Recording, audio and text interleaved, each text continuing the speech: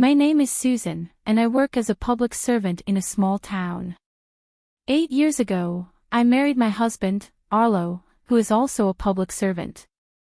However, since our jobs require us to move frequently, we live apart. We don't have any children. Every evening at 9 p.m., I get a WhatsApp message from my husband. It usually says something like, "I have a meeting tonight too." I reply, "You have a hard time every night. When will you be able to come home?" His response is always, "I don't know, I'm unsure," and that's the end of our conversation. This has been the only kind of talk we've had in our 8 years of marriage. We've never lived together, so people might think ours is just a marriage of convenience. But in our line of work, this isn't unusual. We're both federal civil servants, specifically soldiers. We get transferred to different military bases every 2 to 3 years, and each time, our living situation changes. 2 years ago, during one of our WhatsApp chats, I asked, should I buy an apartment in Jackson, Mississippi, my hometown? Arlo replied, "That sounds great. I hope I get stationed in Jackson too." Of course, you should, we are a couple after all. I teased him, "Why are you denying it? Are we really a couple?" His reply was short, "Why are you saying such silly things? Still at work. See you tomorrow. Bye." 2 years ago, I went ahead and bought the apartment in Jackson, where my parents live. I plan to live there even after I retire. If Arlo ever gets stationed in Jackson, we plan to live together. One day, instead of a WhatsApp message, Arlo called me, which was unusual. He said, "Hey, my parents are planning a trip from Eugene, Oregon, to Kentucky. When they pass through Mississippi, can they stay at your apartment?" I agreed and said, "Sure, Arlo. It's been a while since I last saw them." He simply responded, "Thank you. Bye." Even though the phone call was rare, Arlo's response was cold. I realized I hadn't seen my in-laws since our wedding, which felt like ages ago. Since I'm based in Mississippi, and Arlo moves around the country, we hardly get a chance to meet. Excited to finally see my in-laws, I offered to show them around my hometown, Jackson. When they arrived, we exchanged greetings. "Susan, long time no see. How have you been?" they asked. I replied, "I'm doing well, thank you." Arlo's parents apologized for not meeting up more often because Arlo lives alone most of the time. I reassured them, saying, "Don't worry, we're like air to each other." That's exactly what it felt like. Arlo and I were like air to each other, neither close nor distant. Since they were visiting Mississippi, I offered to take them to see the Windsor ruins, a famous site in the area. As we toured the ruins, they commented on how impressive they were, comparing them to the Shelton McMurphy Johnson house in Eugene.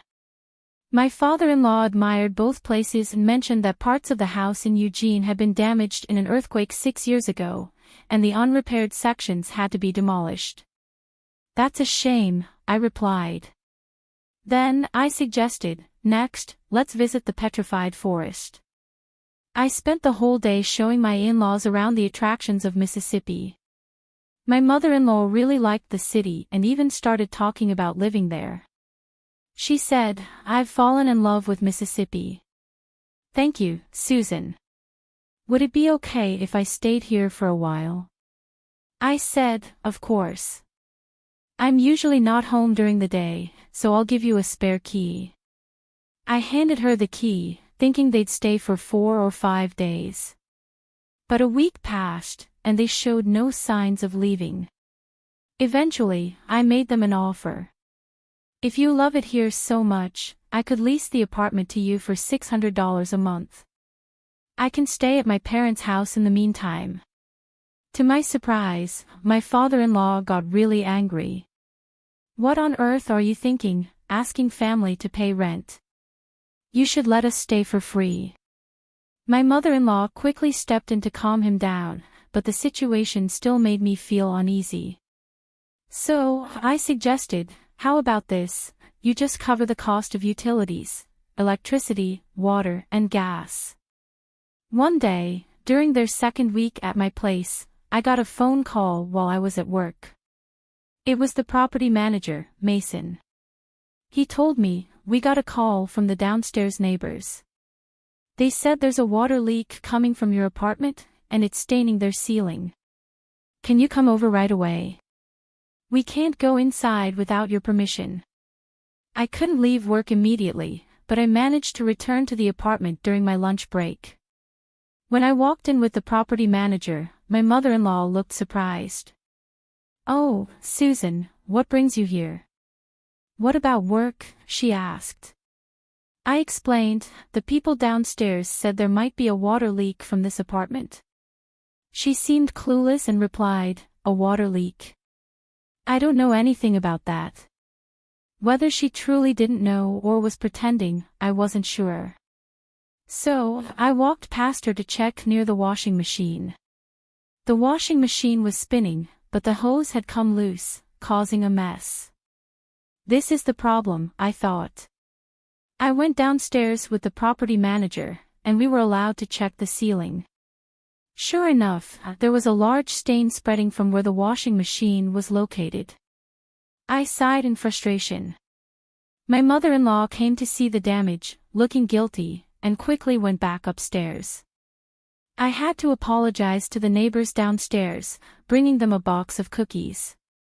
I also got billed for the repair costs by the property management. When I told my mother-in-law about the repair costs, she lashed out, saying, "So, you're telling us to leave, huh? We're not going anywhere that easily. Should we just pack up and go?" The complaints didn't stop there. Soon after, the property manager called again with another issue. I braced myself. This time, the complaint was about my father-in-law singing loudly on the balcony at night, disturbing the neighbors. Frustrated, I went to the apartment, only to find my in-laws were gone.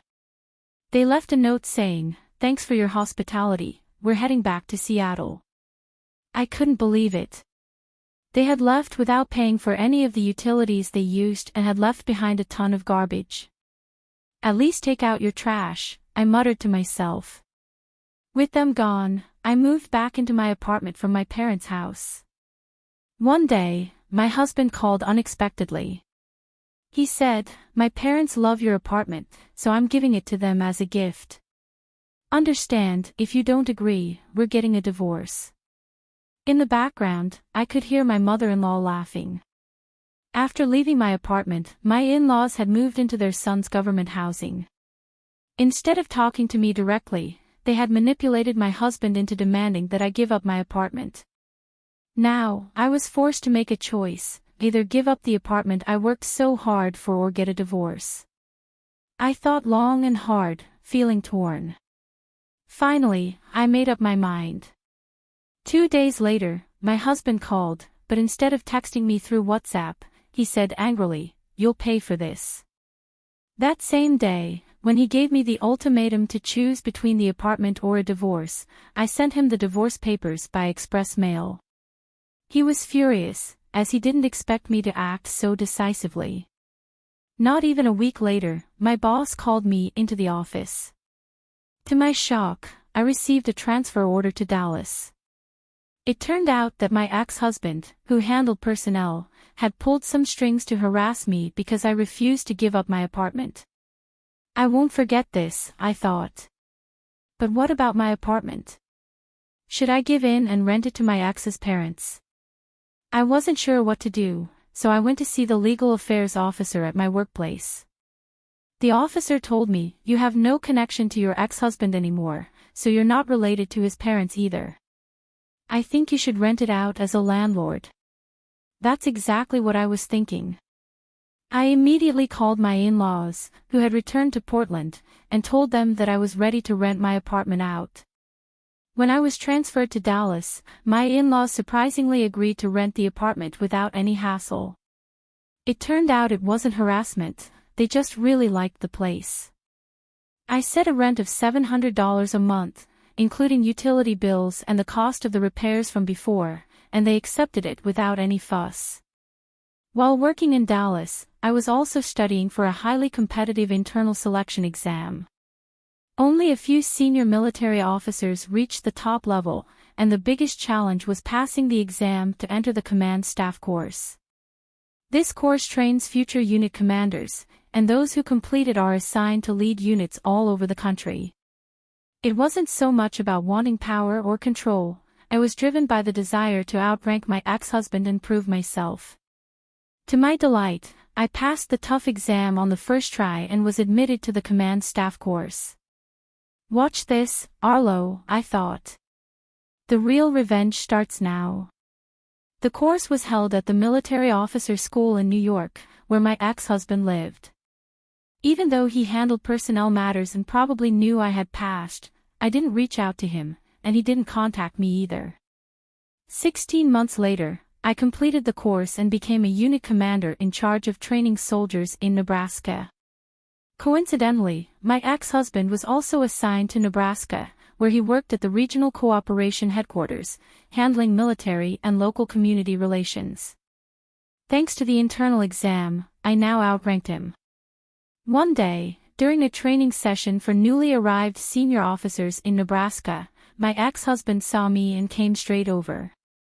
The first thing he said was, "Why are you wearing a rank insignia that's higher than mine?" His outburst caught everyone by surprise, including the higher-ups around us. I calmly brushed it off, feeling satisfied inside. I thought to myself, I'm no longer stuck with someone like you. It was a beautiful, sunny Sunday, the day of the annual base open day. This event gave regular citizens a rare chance to interact with military personnel. The atmosphere was lively, with children and adults cheering as they admired the tanks on display. The combat training simulation, where soldiers descended from a helicopter in an acrobatic, Spider-Man-like fashion, left everyone amazed. People were taking photos with soldiers in camouflage, and many were excited to grab commemorative merchandise. As a training coordinator, I was stationed at a booth where citizens could try out the forward-leaning rest position alongside active servicemen. That's when my ex-husband appeared, bringing some members of the Parents Association.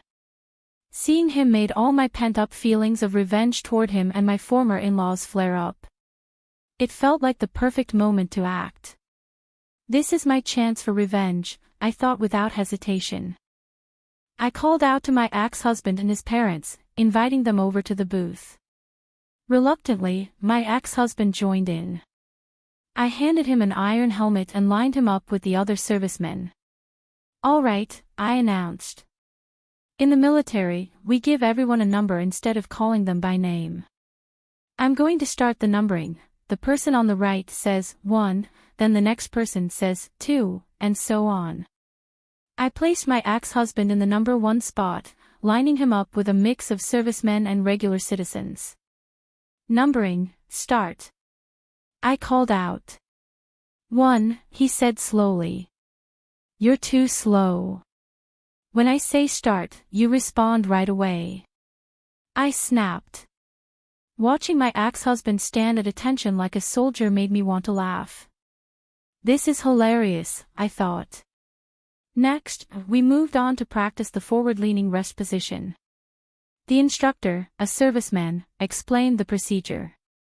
After the participants practiced several times and got the hang of it, I took over. "Now, we're going to simulate combat training," I announced. "Soldiers, be mindful of where you're pointing your muzzles. For those without guns, just pretend." I gave orders to the 9 participants. "Target the tree ahead. Move forward, but stay low, using the tree as cover. Keep your guns pointed toward the enemy and move in teams using a bounding overwatch technique." Then I gave the command, "Number 1, bounding overwatch, move forward." I decided to push my ex-husband to his limits with my orders. "What are you doing, number 1? You're too slow. Move forward," I yelled. My ex-husband, reluctantly, followed my commands. "Number 1, you're standing too tall. You're going to get shot." Do you want to die, number one? I kept pushing him as he crawled around on the ground with his rifle, looking completely defeated under the hot sun. He barely managed to say, number one. Your voice is too quiet. Say it again. I ordered. Suddenly, laughter erupted from the crowd. The spectators, who didn't know we were ex-spouses, thought it was funny to see a female commander bossing around a male soldier. However, my ex-husband's parents watched with grim faces. In the military world, rank is everything. My ex-husband had always used his higher rank to try and dominate me, both at work and in our personal life. There's even a saying that there's a rank system among military wives. His parents, who had always looked down on me, loved the attention he got, even though it was more because of his rank than his character. Fueled by frustration, I took the selection exam and passed it on the first try, completely flipping the situation. It felt amazing to show my ex-husband and his parents who was really in charge, especially in front of them, as they had always thought their son was so important. The way I berated him had a huge impact on them. A few days later, my ex-in-laws called to say they were moving out of the apartment. This meant I could finally stop commuting from my parents' house and move back into my own place. Ironically, I still run into my ex-husband here and there, and seeing the grimace on his face each time has become a secret little pleasure of mine.